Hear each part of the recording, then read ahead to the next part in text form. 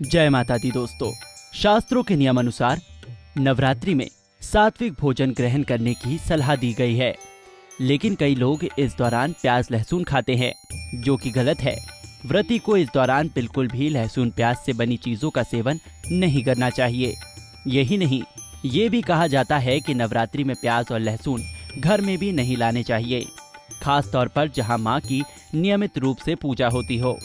कहते हैं समुद्र मंथन के दौरान जब भगवान विष्णु ने राहु केतु पर सुदर्शन चक्र से वार किया था, तब उनकी हड्डियों से लहसुन की उत्पत्ति हुई थी और जो खून निकला था उससे प्याज बना था, तभी इसका रंग लाल होता है। इसलिए लहसुन प्याज को तामसिक भोजन में गिना जाता है और धार्मिक कार्य में इनका उपयोग वर्जित है। यही नहीं, वैज्ञानिक दृष्टि से देखें तो भी प्याज और लहसुन खाने से हमारे मन और दिमाग पर बुरा असर पड़ता है, जिसकी वजह से हमारा ध्यान धार्मिक कामों से हट सकता है। शास्त्रों के अनुसार लहसुन और प्याज तामसिक भोजन की श्रेणी में आते हैं, यानी इनके सेवन से मन में जुनून, उत्तेजना, कामेच्छा, अहंकार, क्रोध जैसे भाव आते हैं।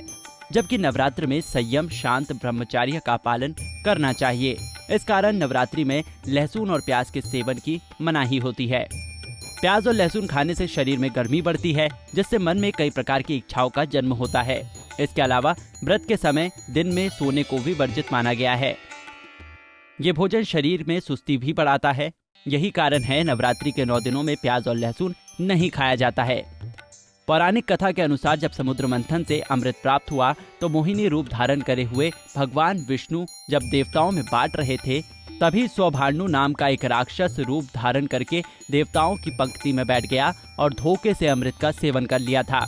तभी सूर्य और चंद्रमा ने उसे देख लिया और ये बात विष्णु जी को बता दी। भगवान विष्णु को जैसे ही ये मालूम हुआ तो उन्होंने क्रोध में असुर का सर धड़ से अलग कर दिया, लेकिन तब तक राक्षस के मुख में गले तक अमृत पहुंच चुका था, इसलिए उसका धड़ और सिर अलग होने पर भी वो जीवित रहा। तब विष्णु जी ने राक्षस का सर धड़ से अलग किया तो अमृत की कुछ बूंदें जमीन पर गिर गईं, जिनसे प्याज और लहसुन उपजे। प्याज और लहसुन अमृत की बूंदों से उपजे होने के कारण ये सेहत के लिए बहुत फायदेमंद होता है और रोगों को नष्ट करने में सहायक होते हैं। लेकिन इनमें मिला अमृत राक्षसों के मुख से होकर गिरा है, इसलिए इनमें तेज गंध है। यही वजह है कि राक्षस के मुख से गिरे होने के कारण इन्हें अपवित्र माना जाता है और देवी देवताओं के भोग में इस्तेमाल नहीं किया जाता। कुल्ली टीवी डेस्क से प्रिया शर्मा की रिपोर्ट। इसी तरह की और भी जानकारी लेने के लिए हमारे चैनल को सब्सक्राइब करें और नई वीडियो की नोटिफिकेशन के लिए बेल आइकॉन दबाएं। अगर आप ये वीडियो फेसबुक पर देख रहे हैं तो वीडियो को लाइक और शेयर करें। साथ ही अपनी राय कमेंट बॉक्स में जरूर बताएं। धन्यवाद।